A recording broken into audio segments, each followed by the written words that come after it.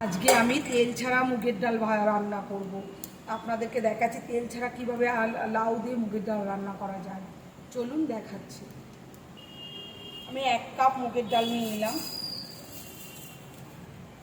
এই যে 1 কাপ মুগের ডালটা ভালো করে ভেজে নেব। মুগের ডালটা যে ভালো করে ভেজে নিচ্ছি। মুগের ডালটা আমার ভাজা হয়ে গেছে, গন্ধ ছেড়ে দিয়েছে।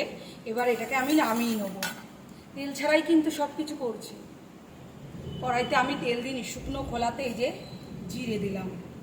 জিরেটা শুকনো খোলাতে ভেজে নিই। আর আদাটাকে জিরি জিরি করে একটু করে দিলাম।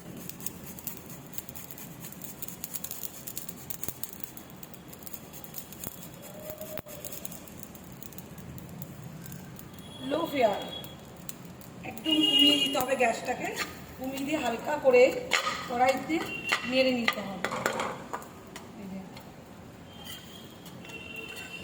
তেল ছাড়া খাবার খেলে আমাদের শরীরে বিভিন্ন রোগ সেরে যায় এবং হার্টের প্রবলেম যাদের আছে তাদের পক্ষে খুব ভীষণ ভালো। এটা যদি আমি টানা খেতে পারি এরকমভাবে তেল ছাড়া, হার্টের যাদের প্রবলেম আছে তাদের ওষুধ লাগবে না। আর মোটা মানুষদের খুব ফ্যাট কমিয়ে দেয় এটা যদি খেতে পারে। আমার আদা আর জিরেটা ভাজা হয়ে গেছে। এবার এর মধ্যে দেবো আমি যে লাউটাকে কেটে রেখেছি। এই যে লাউটাকে কেটে রেখেছি থেকে আস্তে আস্তে করে দেবো। এখন কিন্তু হলুদ লবণ দেওয়া যাবে না, এতে কিন্তু হলুদ লবণ এখন দেবে না। জল ছাড়তে ছাড়তে যখন টেনে যাবে তখন হলুদ লবণ দিতে হবে। দেখো আমার লাউটা আস্তে আস্তে ভাজা হয়ে আসছে।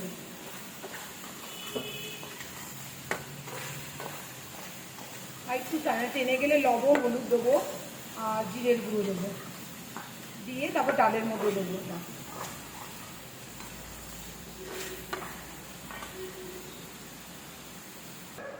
আমার লাউটি ভাজা হয়ে গেছে।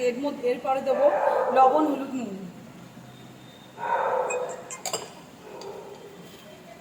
পরিমাণ মতন নুন দিয়ে দিলাম।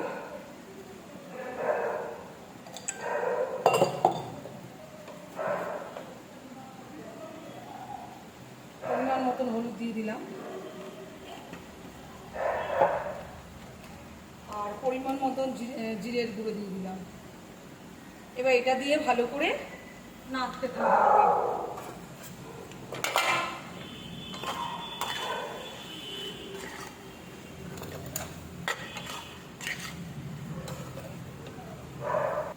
এখানে আমার মুগের ডালটা সেদ্ধ হয়ে গেছে আর এই যে ভাজাটা করা।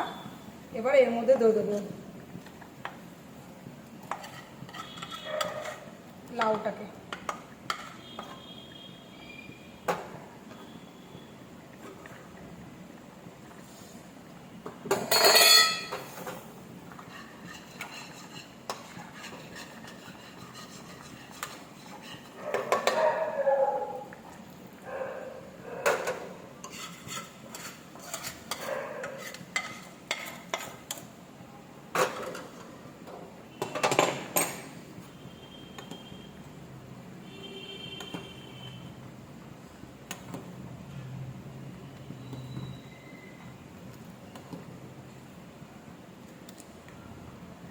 লাউ ডালটি হওয়ার জন্য রেখে দেবো।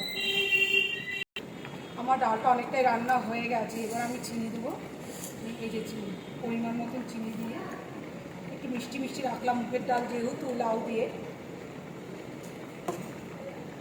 দেখো ডালটা আমার হয়ে গেছে, দেখে মনে হচ্ছে যে তেল ছাড়া ডাল।